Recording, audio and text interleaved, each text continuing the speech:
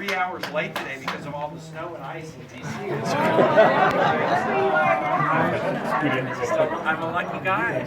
I really am happy to come and have a chance to just visit a little bit. We're on a recess this week, so I campaigned all day yesterday in South Carolina, and all day today in Nevada, and all day tomorrow in Colorado, and then I'm going to be back in Virginia for 10 days straight because we've got our own Super Tuesday Pride Meeting on March 1. But I really wanted to come out and do a couple of events and just tell everybody, I don't have to convince you to be for Hillary, because you guys are for Hillary, right? Absolutely.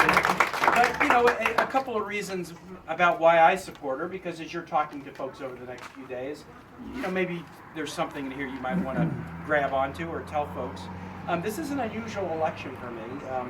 Candace gave you my history. You can see I can't keep a job. I've done this. But part of going from local government, city council, to being in the Senate, where I serve on the Armed Services and Foreign Relations committees, is I've sort of worked on issues from potholes to the Iranian nuclear deal and everything in between. And I've really gotten to know these people who are running for president. Never before in my life have I really known everybody. So Hillary, when I was mayor of Richmond, she was First Lady, and we worked together a lot with the White House, the President and First Lady Clinton, on issues of education and youth opportunity and some public safety challenges our city had. Then when I was Lieutenant Governor and Governor, Hillary was a senator, and she was on the Armed Services Committee and doing a lot with military families. That's important in Virginia, and so we worked on those issues together. And then when I was National Party Chair and Senator, she's been Secretary of State, and so I had a chance to work with her on diplomacy issues. So I know Hillary very well. Maybe more importantly, I know some of the others really well. I'm on the Budget Committee with Bernie Sanders. We've been on the same committee for 3 years. I really like Bernie. I've got a tremendous amount of respect for his public service career. I'm on the Armed Services Committee with Ted Cruz. I'm on the Foreign Relations Committee with Marco Rubio. So now I don't know Donald Trump. I got to admit that. Yeah, that's awesome. But I know a lot of these folks, and why does that matter? Well, I tell you, knowing them, I just want to say there is no comparison. It is head and shoulders, night and day different in terms of Hillary being the most qualified person to be a fantastic next president of this country. And so, bottom line, that's why I'm here. 3 quick issues, and then to close. Character, issues, results. On character, I think it's really important for somebody in politics to look and see, have they had an animating inspiration in their life that started before they were in politics, that has been consistent through their time in service? Because if they do, they're less likely to be the person that will just read today's poll and decide, okay, I got to do something different. And Hillary has had that. If you read anything about her or hear her talk, as a kid in the suburbs of Chicago, she had a great Methodist youth minister. I was talking to an audience yesterday, and I mentioned this, and somebody said, yeah, Don Jones, he used to live here in Columbia, South Carolina. This was her youth pastor when she was in church, who kind of opened her eyes up to the challenges of migrant workers and the challenges of families that were stressed. And that theme for her, kind of empowering women and children and families, has been a consistent thing from her days as a teenager all the way up to being Secretary of State, First Lady of Arkansas, First Lady of the country's Senate.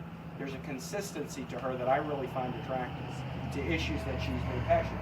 And no Secretary of State had ever made a fundamental issue of foreign policy, the United States dealing with other nations, around how are your women and children and families faring. She made that a cornerstone of public policy, which is wonderful.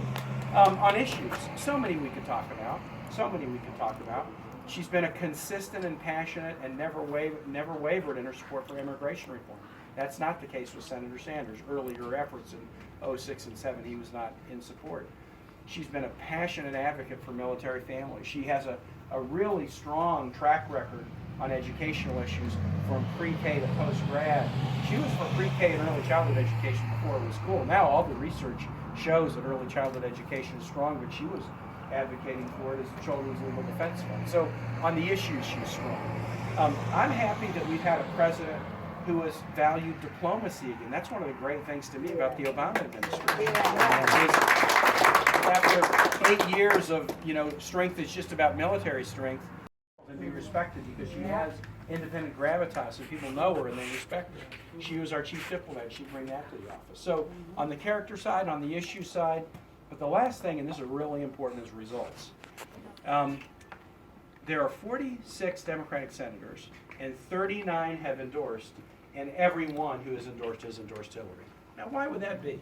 We're a wide-ranging bunch, from, kind of blue dog, more conservative Democrats, Joe Manchin of West Virginia, and more on the real progressive side, Mazie Hirono from Hawaii, Tammy Baldwin from Wisconsin, Sherrod Brown from Ohio, Cory Booker from New Jersey. Why has the whole spectrum, who works with Bernie every day and knows Hillary, why is the whole spectrum endorsed Hillary? It's because we came to the Senate to get stuff done. We were all working in our own communities just like Bernie was, as mayor of Burlington. He came to the Senate because he wanted to do something for the same people he was fighting for back home. That's why we came here. But what we know is you only really effectively fight for votes if you're making things happen. It's not a debating society. And obviously we've seen a Congress that has wanted to fight with President Obama and slow him down. We've got to have a president who has the passion about getting things done and who knows how in a tough Congress to maneuver and make things happen. And Hillary knows that. She's been doing that for a very long time. And so on the result side, in some ways, that's the place where I really say she's head and shoulders over anybody else. Last thing I'll say is this. This is not a reason I support her, but it's a reason I'm like doubly or triply excited to support her. I do think it's time to have a woman president.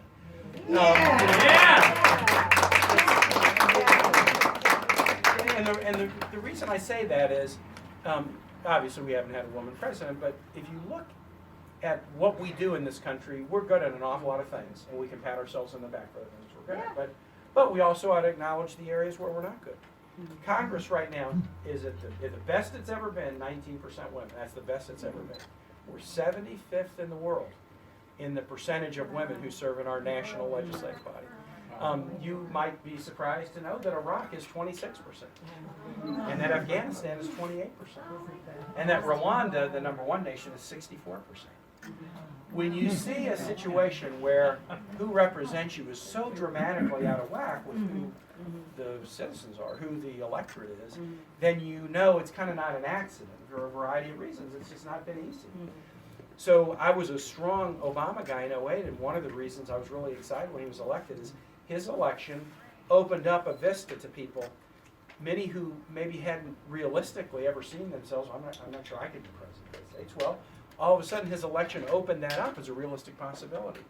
And Hillary Clinton, I've already told you the 3 reasons I support her, but her election is going to make history, and it's going to open up a path for people who haven't been able to see themselves in that role to think that, yeah, of course I can be president, and that's really important.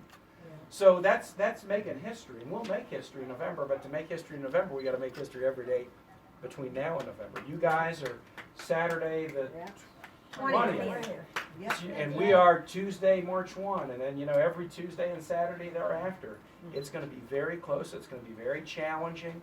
We're out there battling, but it's going to work out. I have a great confidence in it. We're looking good in Virginia. You guys are looking good here. It's going to work out, but it will be tough because that's the way politics is these days with the super PACs and the Republican and Citizens United pouring in all this money. It's going to be tough. But with folks like you volunteering and helping out, we're going to do this. So to Jim and Candace, again, thank you for doing it. And on this caucus, one thing that I think is interesting is about Nevada is Nevada doesn't have the real long-term history that Iowa and New Hampshire has, where everybody knows we're first in the nation and we're going to make this happen. Nevada's become an early state more recently. There's still a lot of people out there who don't fully understand, how to caucus. They don't really understand. They think they can show up anytime Saturday night. You've got to be there to register, and at 12 we start. If you're not there, you can't participate. We did an event down at one of the casinos. I was with Dolores Huerta, which is a real amazing experience for me to be with her. We did an event in one of the casinos talking to folks. And I think that, we want to make sure everybody understands that here's how you do it. And Nevada's first for a reason. We put Nevada in the first 4 states, and hopefully it will be kind of a permanent thing. You got a Midwestern state, a Northeastern state, South Carolina in the south, Nevada in the west. You're first for a reason, and you have a great ability to create momentum for others. So let's just go win this thing Saturday, and I'll be watching and taking inspiration from you.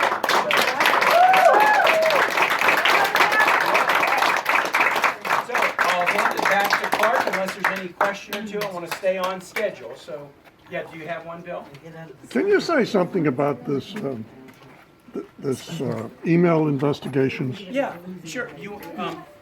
Bill asked about email, so let me tell you about the email situation with Hillary. Hillary, as Secretary of State, it will not surprise you to know you've got to work at home.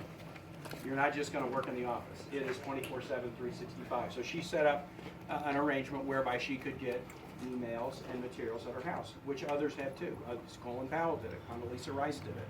They may have done them in slightly different ways, but they had the same challenge that she had, which is it's a 24/7 job, and so you're going to be doing work at home.